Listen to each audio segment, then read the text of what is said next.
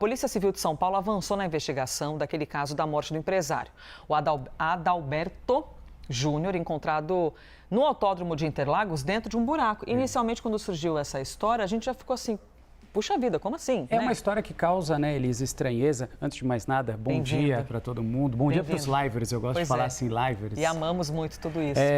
Uma história que desde o começo já gerou uma estranheza, né? Uma estranheza pelo local. Era um evento, né, que acontecia, um evento de motociclismo. Ele é apaixonado por velocidade, carros e tudo mais, estava participando do evento. E eventos comuns de ocorrerem no autódromo de Interlagos. Até aí, ok. Só que ele foi encontrado num buraco, né, numa obra da prefeitura que acontecia ali nos arredores do autódromo de Interlagos. Então, começou a gerar várias e várias dúvidas, inclusive o que teria acontecido. E a gente não tem essa resposta. Ah, não tem ainda? Não temos, sobre o que aconteceu exatamente? Se tem envolvimento de uma outra pessoa nisso? A gente tem um avanço agora, então, por isso que a gente está aqui no live para explicar direitinho. Temos um avanço significativo nessa investigação. Tá? Naquele local onde o corpo foi encontrado dentro desse buraco, Elisa, e todo mundo que está com a gente no live CNN, não tem câmeras. Então esse é um ponto muito difícil. O Adalberto, ele estava com um capacete, com uma câmera, uma GoPro, mas essa câmera sumiu. Então, assim, são pontos que não dá para saber, porque não tem registro de imagem. A última imagem que a gente tem do Adalberto é ele indo ao carro. Mas ele então estava de capacete na hora que ele caiu no buraco. Isso, exato. Então, assim, o capacete dele foi encontrado, só que sem a câmera. Então, a investigação encontra nesse momento várias e várias lacunas e muita dificuldade. Conversando com pessoas ligadas a essa investigação, é uma investigação extremamente difícil e delicada.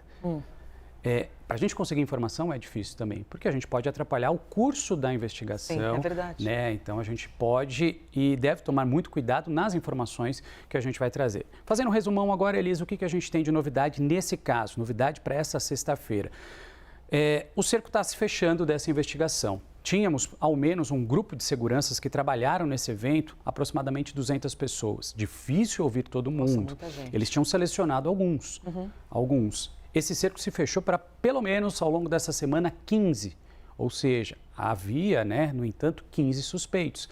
Só que surgiu uma testemunha-chave, né, uma testemunha que teria relatado a investigação desse caso, pontos muito sensíveis dessa história, e teria direcionado alguns seguranças como os principais envolvidos nesse desaparecimento, nessa morte. Então agora a gente precisa entender que, de fato, né, essa pessoa está resguardada pela segurança, morrendo de medo. Ela não teria ido até a delegacia anteriormente porque tinha receio de acontecer alguma coisa com ela.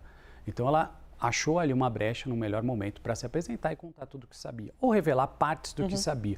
Então, a gente tem um avanço muito sensível nessa investigação agora, reduzindo mais ainda a participação de novos seguranças.